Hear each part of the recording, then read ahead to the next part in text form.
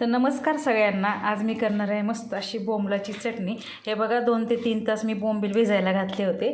आता छान भिजलेले आहेत ते। आता तेल मी तापायला ठेवले बघा तव्यावर। हे बोंबील आधी आपल्याला ह्या तव्यामध्ये चांगले परतून घ्यायचे बघा। हे बघा आधी तेलामध्ये परतून घेऊया।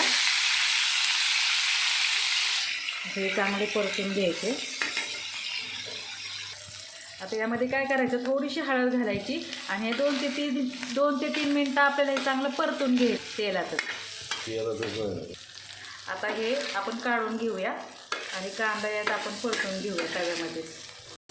आता तेल तापलं, यामध्ये भरपूर असा कांदा घालू आणि परतून घेऊया आपण हा कांदा। आता कांद्यामध्ये मीठ घालू आणि हे चांगलं मिक्स करू। यामध्ये काळा तिखट घालूया। आता यामध्ये बोंबील घालूया आणि हे पण मिक्स करू।